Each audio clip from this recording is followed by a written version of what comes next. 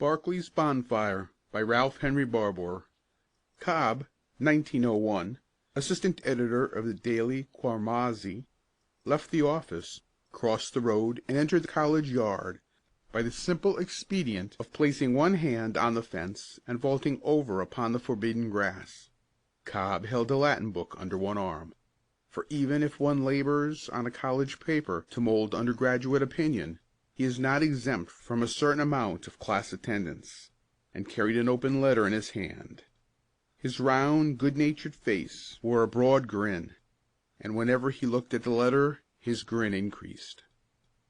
He entered the first entrance to Gray's Hall, bounded up 2 flights of narrow stairway, and pounded at a door.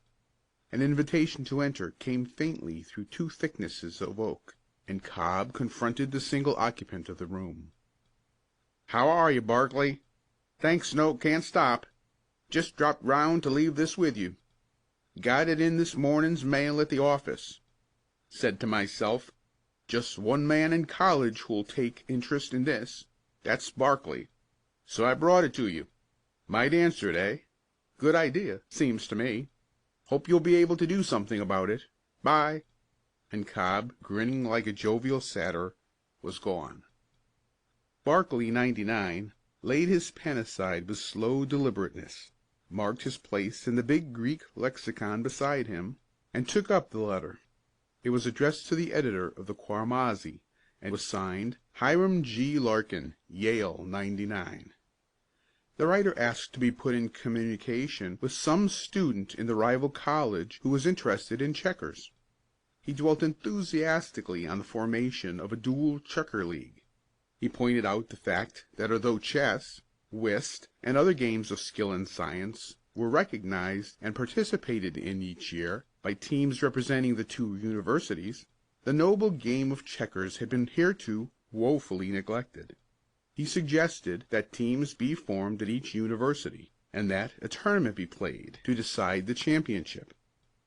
When Barclay laid aside the letter, his long and aesthetic face held an expression of enthusiastic delight. The one dissipation and hobby of Barclay's studious existence was checkers. He held a college-wide reputation as a grind of the most prominent type. Barclay did not look down on the usual pleasures and frolics of the undergraduate. They simply had, for him, no appeal. He had nothing against football or baseball or track athletics, but he felt no enthusiasm for any of them. Of course, he was always glad when the college teams won. He was patriotic to a high degree, and sometimes, when the bonfires burned and the students cheered and sang, he acknowledged a wish, lying deep down in his heart, that he, too, might be able to derive pleasurable emotions from such celebrations. Barclay, in short, loved Xenophanes and Xenophon, and next to them, checkers. Before he went to bed that night he answered the Yale man's letter, endorsed the project voluminously, pledged immediate cooperation, and remained fraternally his, Simonides P. Barclay. I have no intention of specifying in detail the steps which resulted in the formation of the Intercollegiate Checkers Association. Barclay and Larkin wrote to each other at least every other day, and at the end of 3 weeks the matter was settled, not, perhaps, just as they had hoped for. Barclay had labored heroically to find a membership for the Checkers Club, but without avail. None wanted to join. Many scoffed, and instead of enthusiasm, he awakened only ridicule. And the Yale man reported like results. So when the rival teams met in a private room in Young's Hotel one December day, they consisted of just Larkin, Yale 99, and Barclay.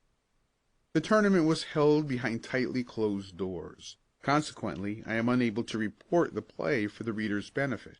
Enough that deep silence and undoubted skill held sway until dusk, at which time the 2 teams passed into the dining hall and ate a dinner, at which much good feeling was displayed by both, and at which day's play was rehearsed scientifically, from oysters to coffee. The teams then shook hands and parted at the entrance. Barclay boarded a car and returned to college, filled with overwhelming triumph. He won 3 out of the 7 games and drawn 2. The checkers championship rested with Harvard. Such a spirit of jubilation possessed Barclay that when he reached his unadorned room and had changed his gold-rimmed glasses for his reading spectacles, he found that Greek for once did not satisfy. He tried light reading in the form of a monograph on the origin of Greek drama, but even then his attention wandered continually. He laid down the book, wiped his glasses thoughtfully, and frowned at the green lampshade. Plainly something was wrong, but what? He pondered deeply for several minutes. Then his brow cleared, and he settled his specs over his lean nose again. He had found the trouble. "The victory," said Barclay soberly to the lampshade, "demands a celebration." The more he thought of it, the more evident it appeared that the day's triumph over the Yale Checkers Club deserved some sort of a public jubilee. He might, considered Barclay, put his head out of the window and cheer, but he wasn't sure that he knew how. Or he might shoot off a revolver, if he had one. Or he might start a bonfire. Ah, that was it, a bonfire. The idea appealed strongly to him, and he remembered that as a boy on a New Hampshire farm bonfires had ever moved him strangely. He rose and thrust his feet into a pair of immense overshoes, tied a muffler about his long neck, donned his worn ulster, turned down the lamp, and passed out of the room. Yes, he would celebrate with a bonfire. A victory over Yale at checkers was quite as important, in Barclay's estimation, as a triumph over the blue-stockinged football warriors. 15 minutes later a window at the upper end of the college yard was slammed open, and a voice bawled into the frosty night, "Heads out! All heads out!" Then up and down the quadrangle casements were raised, and broad beams of light glowed out into the gloom, while dozens of other voices passed on the slogan, "Heads out, fellows! Heads out!" "What's up?" cried a thin voice from an upper window of Thayer. "Bonfire in front of University," was the answer. "Bonfire in the yard! All heads out!" sped the cry. "Everybody get wood!" shouted a voice from Weld. "Everybody get wood!" shouted half a hundred other voices. Then windows were shut, and eager youths clattered downstairs and into the yard, and suddenly the quiet night had become a pandemonium. In front of University Hall a lone figure fed, with shingles and odd bits of wood, a small bonfire, which cast its wan glow against the white front of the sober pile, as if dismayed at its own temerity. For bonfires in the yard are strictly forbidden, and it was many years before the last one had sent its sparks up in front of University. Barclay knew this, and welcomed the danger of probation or dismissal as adding an appropriate touch of the grand and heroic to his celebration. "Everybody get wood!" "What's it for?" "Hurrah for the bonfire!" "Who's doing it?" "Wood, wood! Get wood, fellows!" One of the first to reach the scene was Cobb, 1901. A dozen others were close behind him. "Hello, what's up? What we celebrating?" he asked breathlessly. Then he caught a glimpse of the thin, bespectacled visage of Barclay, and gasped. Why, it's old Barclay!" "'Rah for Barclay, old grind!" shouted another. "He's the stuff! Everybody get wood!" At that moment a worn-out hen-coop arrived suddenly on the scene, and a shower of sparks told that the fire was gaining courage. "But say, old man, what's it all about?" asked Cobb.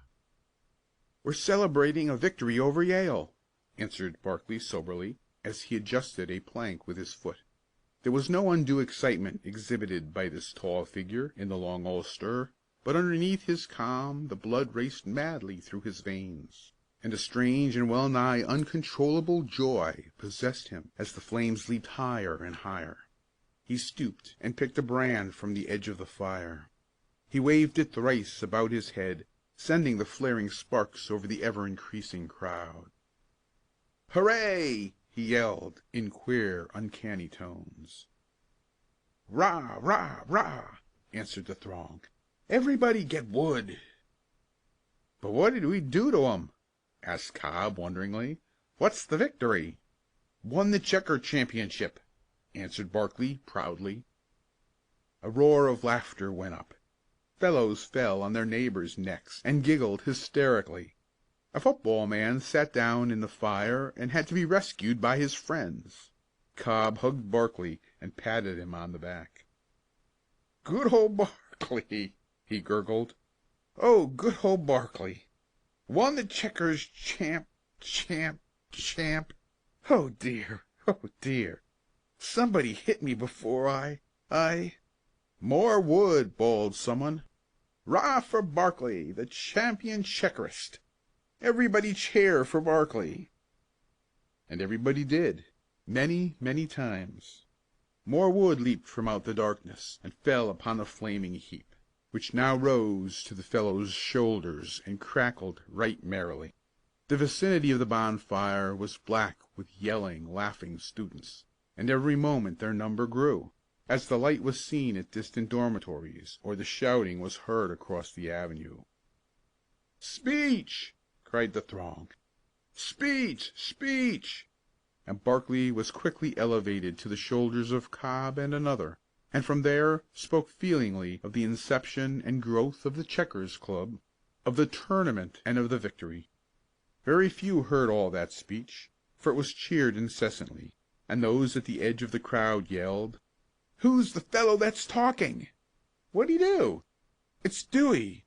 "No, it's—" At that moment someone started a song, and by common impulse the students formed in line and began the circuit of the yard, Barclay, on the shoulders of the two riotous friends, leading the procession.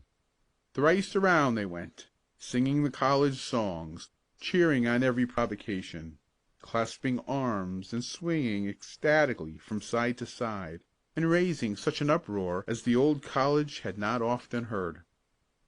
"The most gorgeous bonfire since we won the boat race," panted a senior at the end of the parade, "and the biggest celebration, but I'd like jolly well to know what it's for." "Join hands!" was the cry, and soon 3 rings of dancing, striding youths were circling the fire, their fantastic shadows leaping grotesquely across the front of the buildings.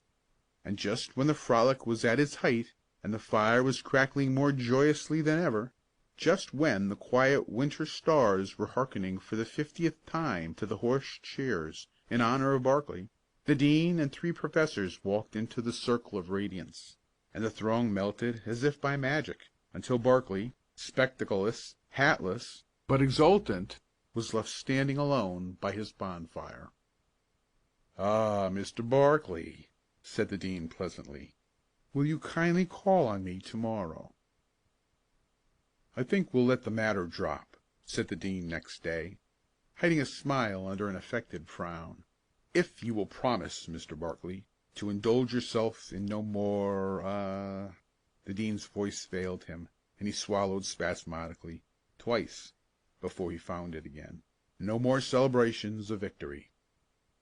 And Barclay, very remorseful and chastened this morning, promised, and hurried off to his beloved Greek.